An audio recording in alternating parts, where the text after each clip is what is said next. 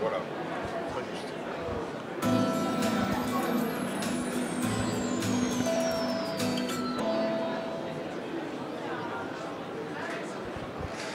Eh bien, je suis en compagnie de Jean-Philippe Bouilloux, auteur de l'ouvrage L'enclume et le marteau, entre le marteau et l'enclume, où on reprécisera, donc qui vient de recevoir le prix du meilleur ouvrage parlant du monde du travail. Il est consultant, il est enseignant dans l'enseignement supérieur, et Bernard Van Crenest, président de la CFE-CGC, qui est un de nos fidèles, deux personnes qui connaissent le travail, qui parlent du travail, qui n'en sont pas des experts sans l'avoir rencontré de près. Alors, deux mots sur votre ouvrage. Comment est née l'idée de le faire? Quelle est votre trajectoire? Et comment on aboutit à cette œuvre?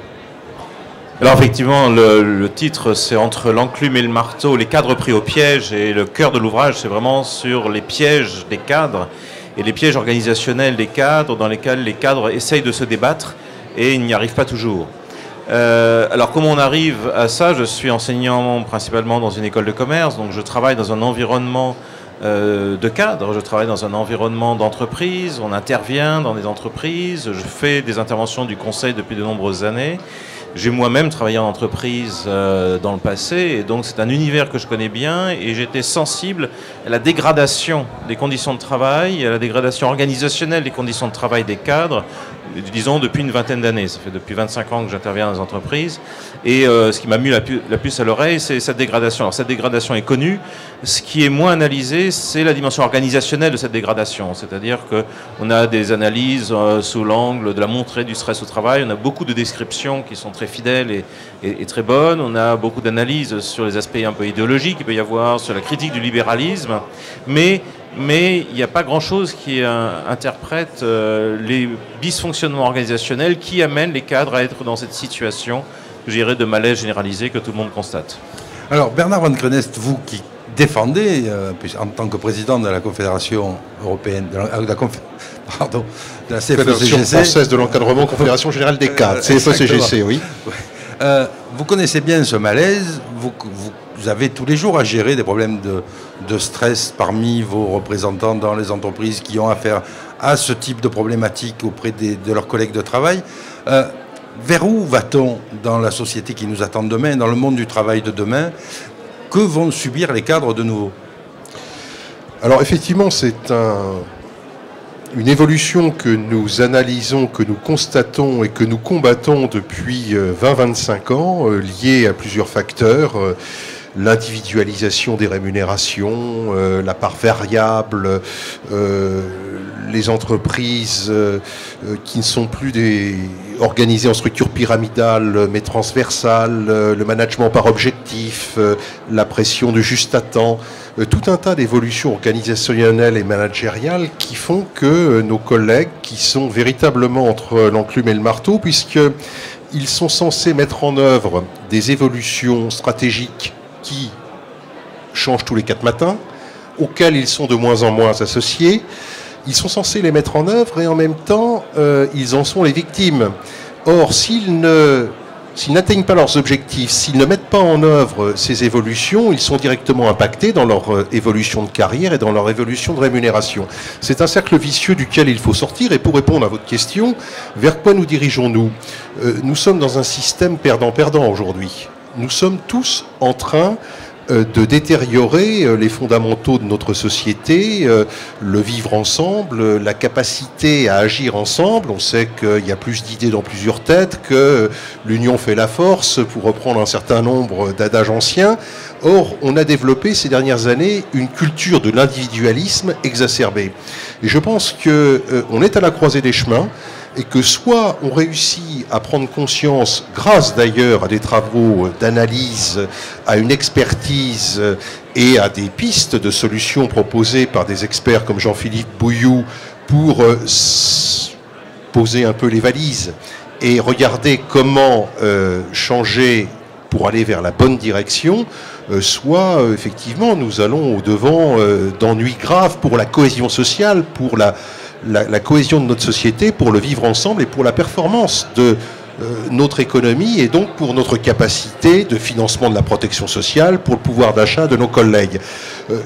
Je pense qu'il va falloir dans les tout prochains mois, que nous réussissions à non seulement multiplier ces prises de conscience, mais à se dire, bon allez, on se met autour d'une table et puis on regarde un petit peu comment améliorer tout cela.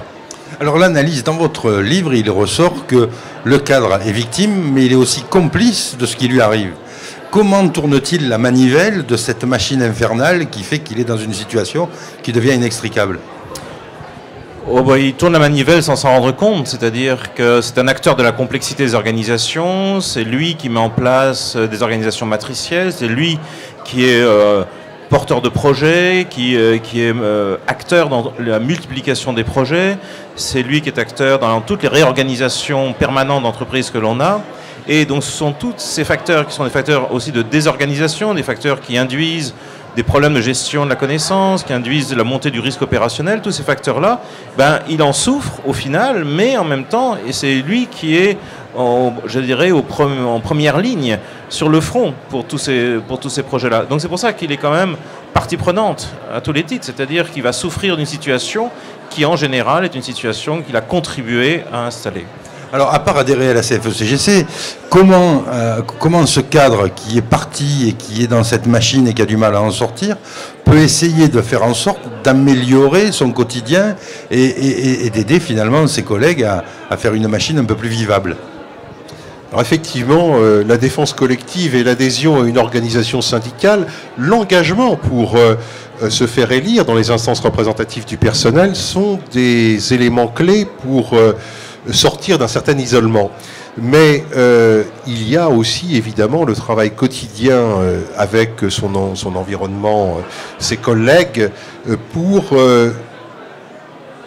réfléchir ensemble, proposer des solutions, faire s'exprimer, être à l'écoute, proposer des boîtes à idées pour précisément sortir de cette espèce d'engrenage dans lequel nous sommes pris de plus en plus, où tout s'accélère, où on a des difficultés pour prendre du recul et où, quand on va dans le mur, eh ben, on ne s'en rend pas compte, au contraire, on klaxonne.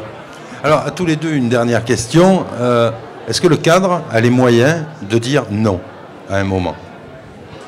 Ça, c'est toujours une question difficile et il est difficile aussi de donner une réponse générale. Mais ce qui est important déjà, c'est de prendre conscience de ce qui se passe, de prendre conscience des injonctions paradoxales dans lesquelles on est, de prendre conscience des problèmes organisationnels, de prendre conscience du fait qu'il y a peut-être trop de projets, que peut-être les projets ne sont pas bien menés. Et à partir de là, je pense quand cette prise de conscience s'installe, on a la capacité à convaincre et donc finalement à réorienter ou à dire non.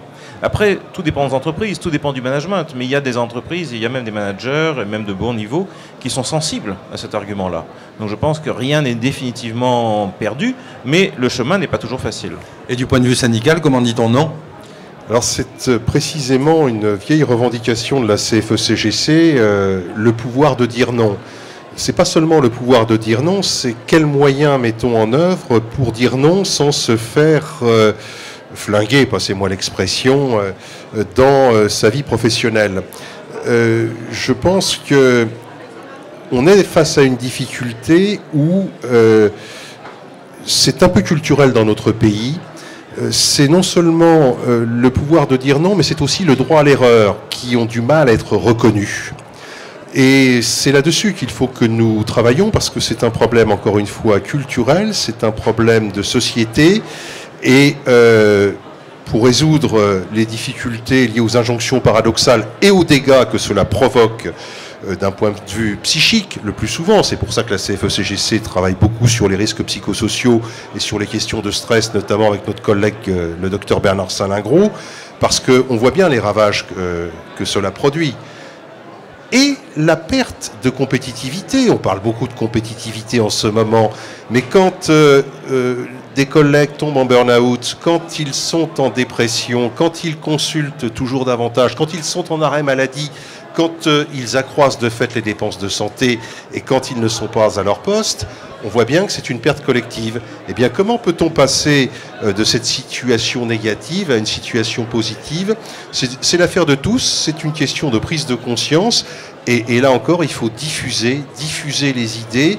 Les réseaux sociaux y contribuent parce qu'il y a parfois des forums d'expression qui permettent de se lâcher un peu, mais les instances représentatives du personnel et les organisations syndicales sont importants également comme vecteurs à la fois d'expression de ce mal-être, mais de proposition de solutions pour remédier à ces difficultés.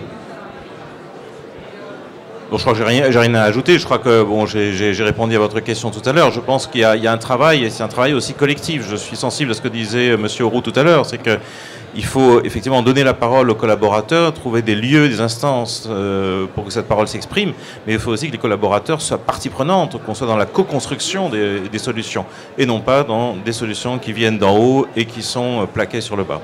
Alors, il ne reste plus qu'à préconiser à nos internautes de lire cet excellent ouvrage « Entre l'enclume et le marteau, les cadres pris au piège », meilleur ouvrage traitant du monde du travail, organisé par nos amis du Toit Citoyen. Et si vous pensez qu'être cadre, c'est être planqué, eh bien vous allez peut-être avoir une autre opinion sur la question. N'hésitez pas à acheter donc cet ouvrage qui fonctionne bien déjà en librairie. Oui, il y a eu il y a eu pas mal de retours dans la presse très positifs. Merci à tous les deux d'avoir accepté notre interview sur la web télé de Salon CE. Merci à vous. Bon courage. Là, on va refaire